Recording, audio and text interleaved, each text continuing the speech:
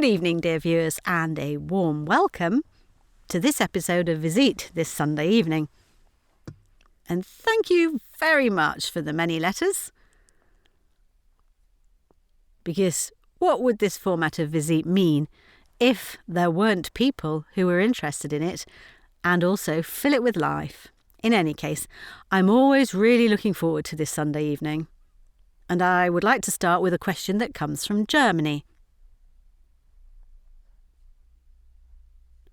From Vanessa. And Vanessa writes that her father died of hemochromatosis at the age of 61. Hemochromatosis is a hereditary disease and was diagnosed very late in life, and of course it shaped her as a daughter a lot. She and the brother were examined to determine whether they were also carriers of this allele, which was assessed as positive. And while she is now working very preventatively, and of course wants to understand this hemochromatosis, she is asking me to just talk about hemochromatosis. This email goes on, but, dear Vanessa, let me reply to the first part. Hemochromatosis is a hereditary disease, and hereditary diseases are fixed. This means that a hereditary disease here, for example, which is transmitted in an autosomal recessive manner, is not passed on in every case, but the phenotype, and one speaks of a phenotype, if this characteristic, this change, this mutation, really comes into play on this gene, always depends on whether father or father and mother are carriers of this genetic mutation. And that is why with the father's illness on one side, a 50% development of hemochromatosis can be expected in the offspring. It's called autosomal recessive. This means that this changed allele, as it's called, on this chromosome, must be present on both homologous and autosomes for the phenotype. So when a hereditary disease develops, that said, it's a mutation, and we're talking about the HFE gene. One can therefore have the presence of such a mutative HFE gene also examined. So if both parents are healthy but carriers, it always needs the combination of these two alleles to, what should I call it, burden offspring by a 25%. So in your case, someone is sick, and there is a 50% probability. This hemochromatosis is a disease that we do not easily notice. So people who have hemochromatosis notice that they are always very exhausted. Now, the picture of exhaustion is also big and broad, and it is not always thought of this hemochromatosis or iron storage disease. Upper abdominal discomfort is also typical. Joint problems are also typical, and people who store the iron. And this is mostly, you all know it, in our large organ, the liver, but other organs can also store excess iron, become conspicuous by these symptoms. If you do a laboratory test based solely on examining iron, it is not enough. You have to measure iron stores too. And at that moment also observe the ferritin. Also observe the change in ferritin. And increased storage iron is highly toxic. So it's about microstructures. They say about iron that only 1 gram too much in the course of a year makes a massive iron load. That's why In any case, always be very careful with the substitution of iron. This means that if an iron deficiency is usually found, one does not have to substitute iron straight away. You always have to look first, how is the iron transformed? How is it transported? This is what is known as transferrin. Is there enough protein available to bind iron? And how is iron stored and absorbed? And then the bonding of iron.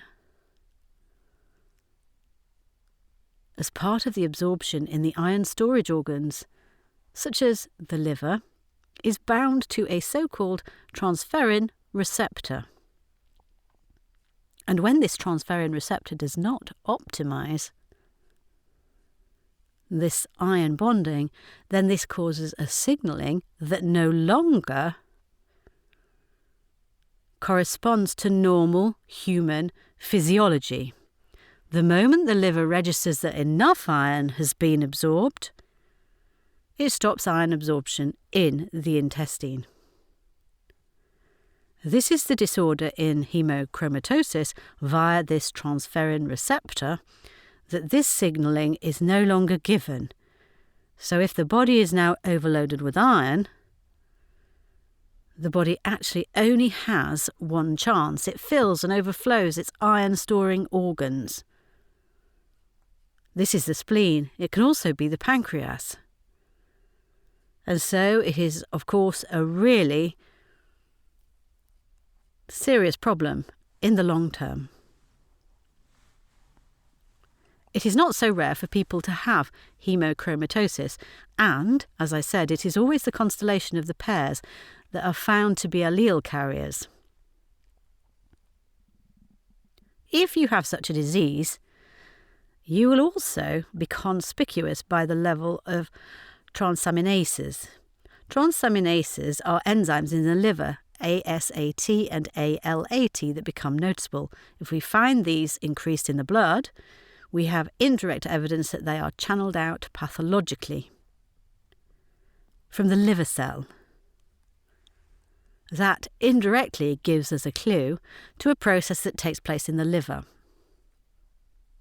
Now, one cannot undo this genetic defect.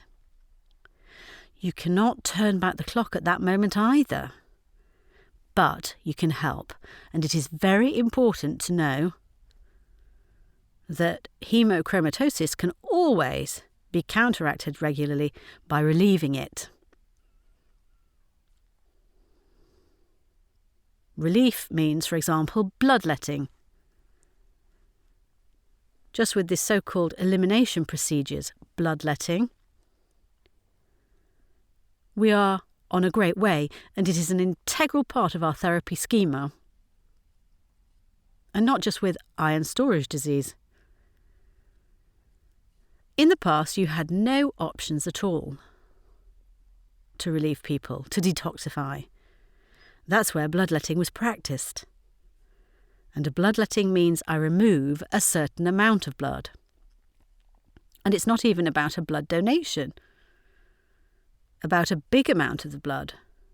Rather, it is about gentle relief.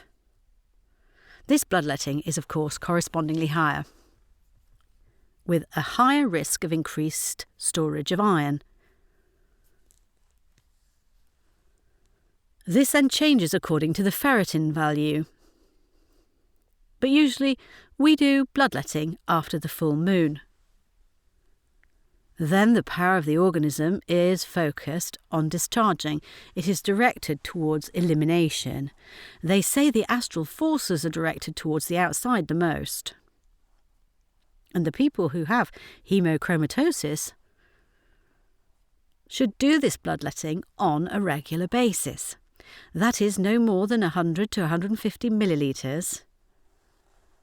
But this bloodletting leads to a substantial relief.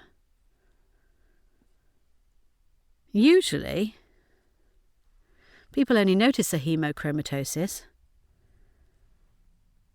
after 30 to 60 years of age. That's interesting, although it was genetically fixed already.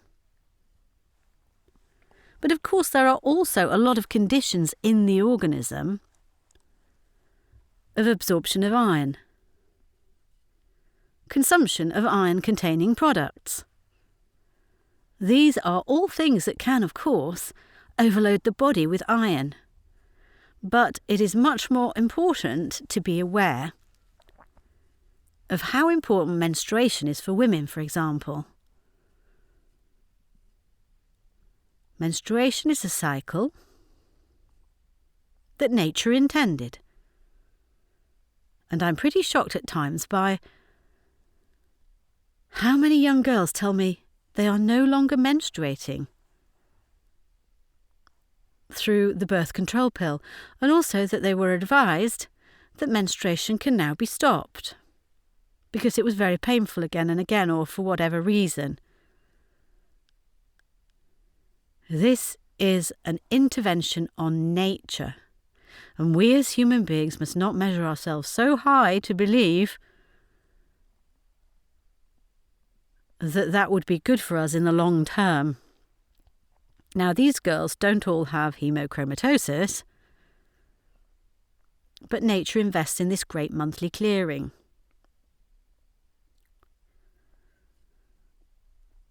That means that nature also invests in youth, in strength, in regeneration. Women are the ones who give birth to a new life under their hearts.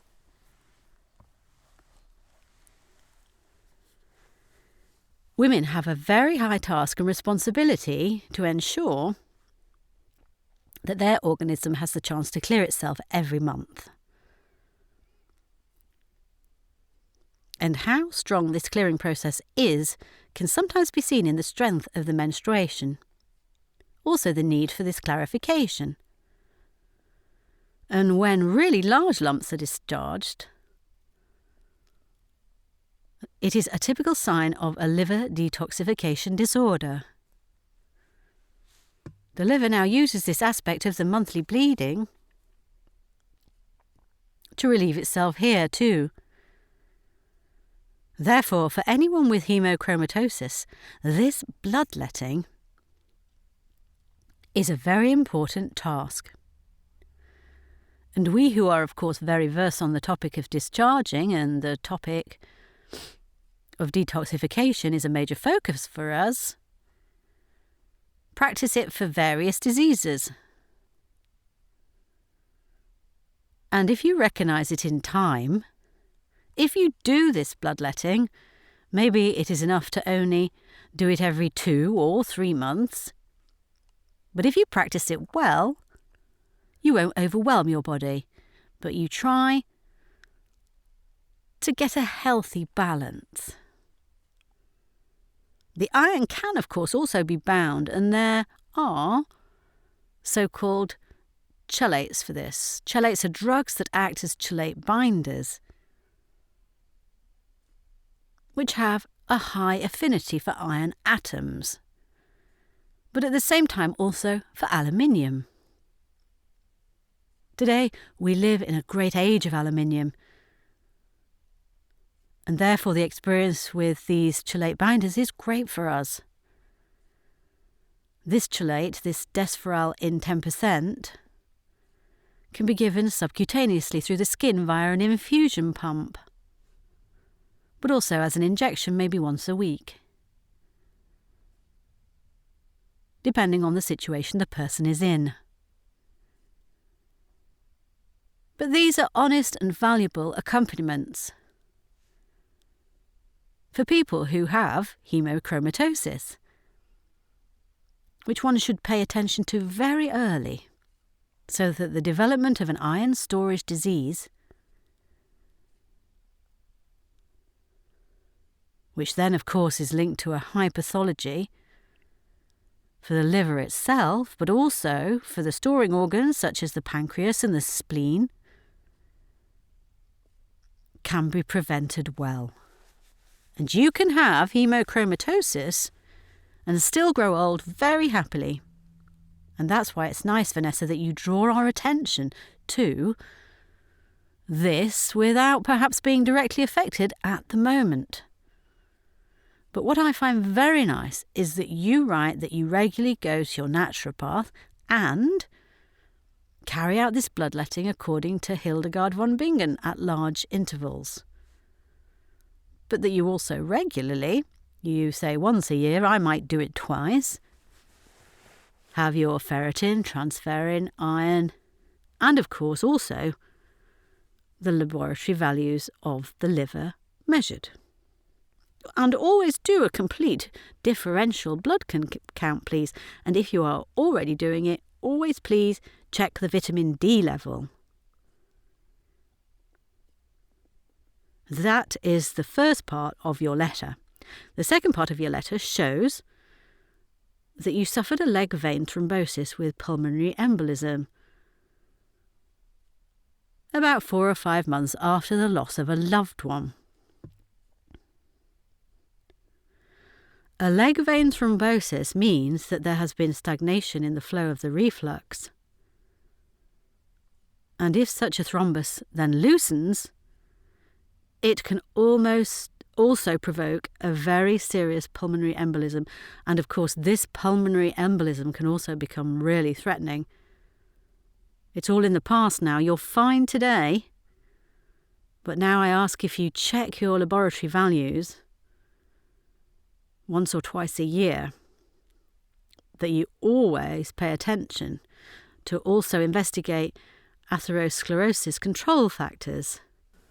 And that is the homocysteine. Homocysteine is a major atherosclerosis factor. And I love key values. If you look at homocysteine, you know if homocysteine is high, it's a metabolite, an intermediate from the formation of methionine to cysteine. Then the body does not have enough vitamin B12, vitamin B6 and folic acid. And that homocysteine has a very high risk of being deposited on the vessels.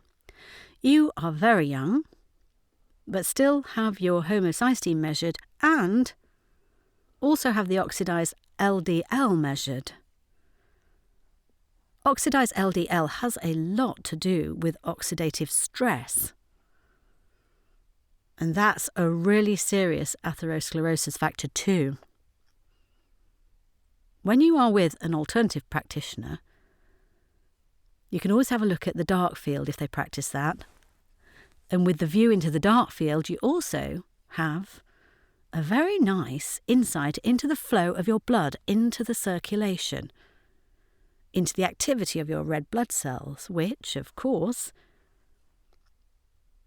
supply this microcapillary area very well with a high level of momentum. So, it is not enough to just check cholesterol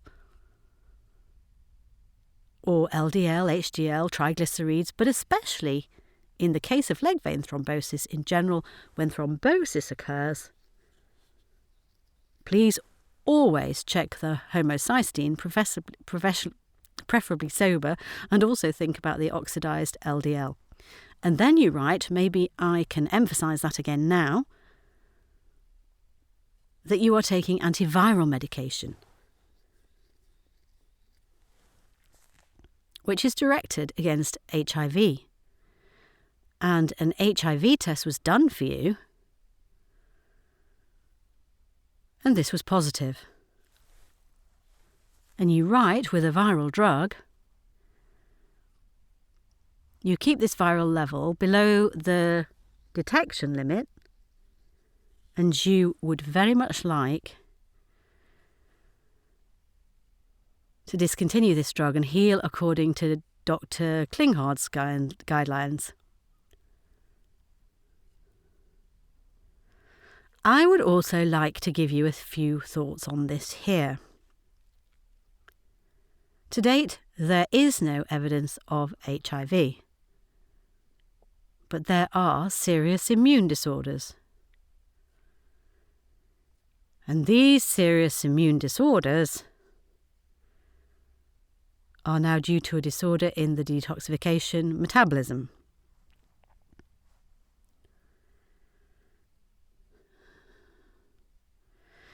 if HIV hasn't been proven until today, then you can't say the virus level or the PCR test or whatever is a HI virus, because then you have to be able to see it under an electron microscope. Today we know that immunodeficiency disorders can be traced back to the standard we live in. These are the pesticides, these are the herbicides, these are the trace element deficiencies. That is the changed immune imbalance between Th2 and Th1 shift. So if you diagnose an immune disorder, then you should know whether there's a balance between the intracellular immunity, which is mainly directed towards the burden of viral processes, autoimmune processes, but also tumour occurrences, and extracellularly the Th2 shift, which is directed in its immunity to parasites, fungi and bacteria. And you will measure a clear dominance of the Th2 shift. I would really like to advise you that you contact a colleague and also a Klinkhardt therapist who advises you in this direction, examines, and also illuminates things from this side. Let me tell you one name: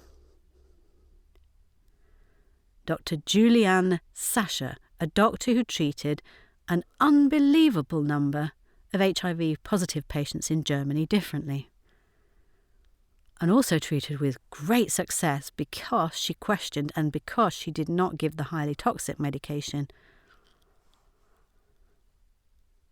and understood this disease, how it arises, and above all, what its causes are. And she has abandoned the idea of viral infection more and more, because we as doctors are, of course, already questioning why is this mainly present in a population of humans who have a same-sex relationship.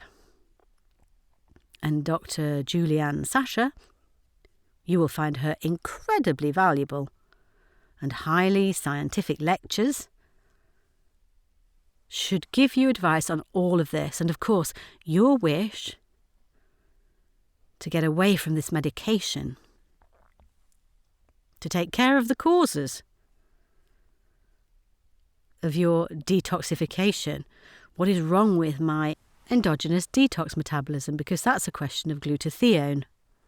And if glutathione is the most important cellular detoxification aspect, can no longer do its job, then there is also an immune disorder here. And I would ask you to deal very intensively with these things, so that you're also on a very good path here. In this sense, I hope that I have given you some very valuable thoughts, and above all, thank you very much for this extensive email, but also for these valuable and interesting notes. With this in mind, dear viewers, I wish you all a wonderful Sunday evening, and I'm really looking forward to next Sunday. Goodbye.